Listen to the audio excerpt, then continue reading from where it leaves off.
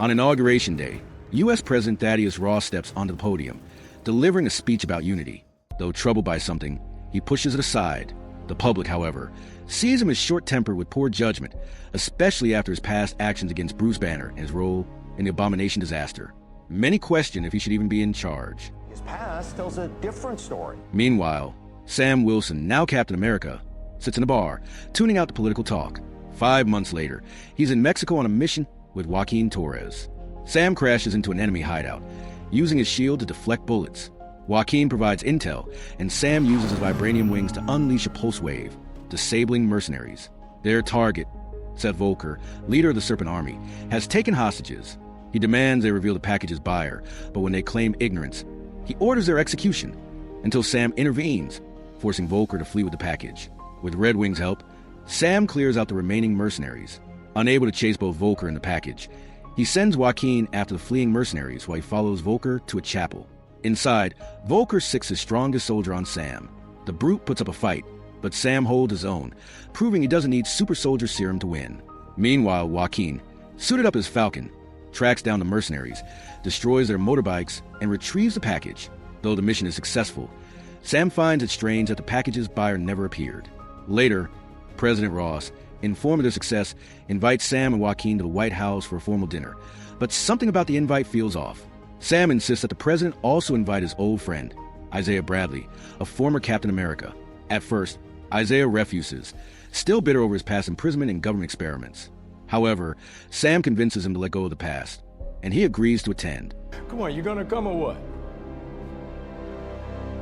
I have a damn suit. Upon arrival, Sam is pulled into a private meeting with President Ross, who strangely asks him to restart the Avengers. This feels ironic since Ross was responsible for their disbandment. While Sam ponders the offer, the real reason for the dinner is revealed, an element even stronger than vibranium called adamantium. The U.S. plans to mine it before Wakanda does, partner with Japan to control its distribution and profit from it.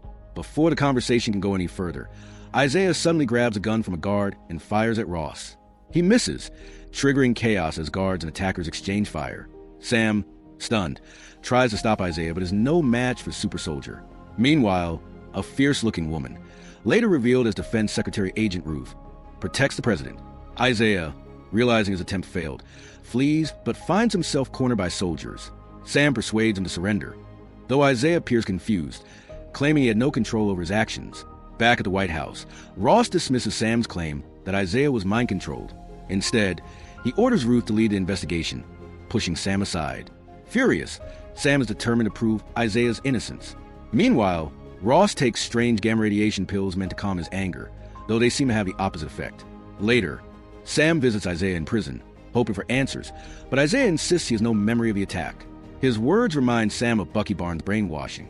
Wanting more clarity, Sam turns to Jean for help. Analyzing footage from the event, Jean notices Isaiah's phone flashing bright lights at his face, just like another shooter's. This leads them to the mysterious Ruth, who may already have the answers. Before Sam can dig deeper, he's ambushed by Seth Volker. Volker shoots at him and throws a grenade at his car, but Sam dodges in time. The two engage in a brutal fight, with Sam eventually pinning him down, demanding answers. However, Volker prepared and resumed shooting, forcing Sam into cover. Using his quick thinking, Sam outmaneuvers him, silencing him with a well-aimed knife. As Volker collapses, his phone rings. Sam answers. On the other end is a chilling voice, belonging to the mastermind behind it all. President Ross faces intense backlash from the French president and the Indian prime minister, furious about nearly being killed at his gathering. They refuse to continue working with him unless he convinces Japan's prime minister to return to the deal. Determined to fix the situation, Ross plans a trip to Japan. Elsewhere, Sam returns to his base and hands Joaquin Serpent's phone to trace the mastermind's location. They discover the calls came from a high-security military prison. Wasting no time, Sam and Joaquin head there to uncover the truth. Meanwhile, the mastermind makes his move, using mind control to eliminate all the other shooters except Isaiah, hoping to deter Sam.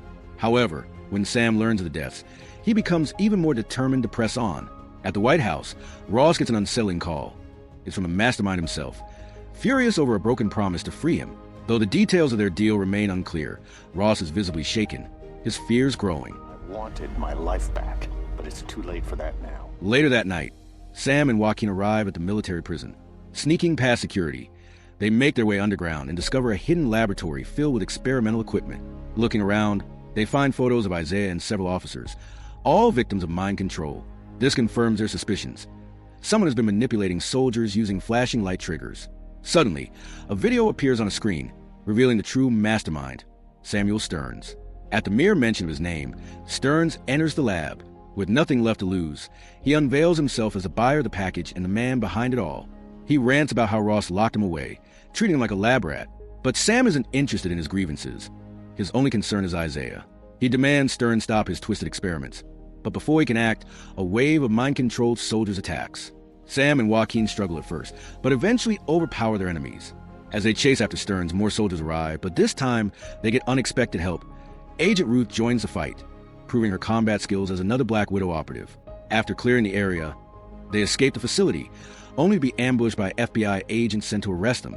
As they're being cuffed, Sam hears a familiar sound, a hypnotic melody coming from the agent's radios, identical to the one used on the mind-controlled soldiers. Realizing they're being manipulated, he shouts for Ruth to free them. Just in time, they break loose and escape before the agents turn on them. Meanwhile, Ross finally meets with Japan's Prime Minister, expecting an easy negotiation. However, the Prime Minister shocks him by cutting ties, accusing the U.S. of stealing adamantium. Ross is furious. Seeing this as a fabricated attack on his leadership, with his back against the wall, he makes a drastic decision, ordering the military to seize control of the adamantium, fully aware this could spark war. Elsewhere, Sam meets with a military friend, handing over the pills from Stearns' lab to analyze them. Still suspicious, he questions Serpent about Stearns' true motives. Serpent reveals that Stern orchestrated everything to push Ross into war with Japan, a plan already unfolding. Without delay, Sam and Jean fly to the Indian Ocean to prevent the conflict.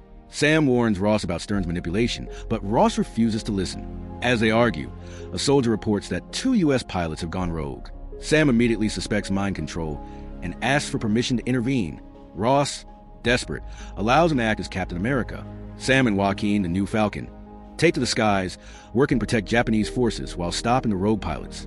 However, the Japanese retaliate, believing the U.S. initiated the attack. As missiles head toward American warships, Sam diverts them into the ocean. Meanwhile, Ross contacts the Japanese Prime Minister, trying to explain, but the Prime Minister insists Ross is behind the assault. Furious, Ross scrambles to restore peace. Sam and Joaquin decide to take down the jets while ensuring the pilots survive. However, Joaquin is hit by a missile and plummets, severely injured. As the battle unfolds, Stern hacks into Ross's phone, fueling his anger.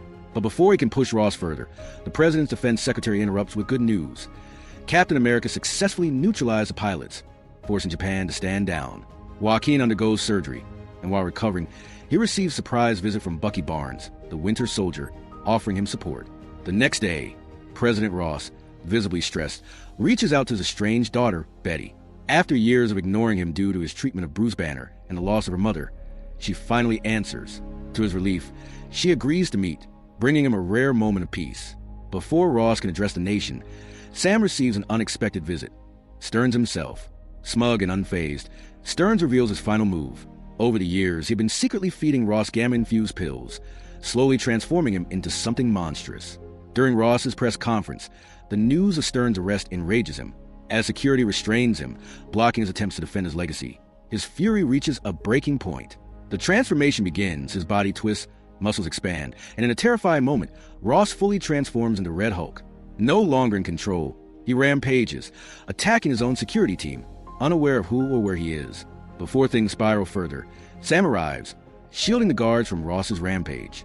The White House takes heavy damage, so Sam devises a plan to lure Ross away. He leads him to the park where he once walked with his daughter, but instead of calming him, it only fuels his rage. Ross hurls debris at Sam before grabbing him, ripping off one of his Falcon wings, and attempting to crush his skull. Luckily, Sam's helmet absorbs the impact, allowing him to break free just in time. As Ross leaps to finish him, Sam channels energy through his vibranium wings, delivering a powerful blast. The attack knocks them both out for a moment, but when Sam regains consciousness, he realizes it barely affected Red Hulk. Doubting his worth as Captain America, he briefly regrets not taking the serum. Realizing brute force won't work, Sam tries a different approach. Channeling his inner Steve Rogers, he appeals to Ross's humanity, reminding him of his past mistakes and his daughter, Betty. Hearing her name weakens Ross's fury, triggering his transformation back to human form before he collapses. Before tending to his own injuries, Sam heads straight to the prison to free Isaiah. Meanwhile, Ross, after receiving treatment, resigns from the presidency and convinces Japan's prime minister to move forward with the deal. Later, Sam visits Ross, now in a high-security prison by choice. In an emotional moment, he reveals that Betty has come to see her father.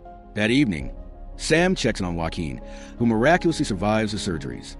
Joaquin admits he looks up to Sam as Captain America, filling Sam with pride. Reflecting on their battles, Sam acknowledges that the world still needs the Avengers. Thank you for watching. Please do leave a like and a comment. I will see you in the next video.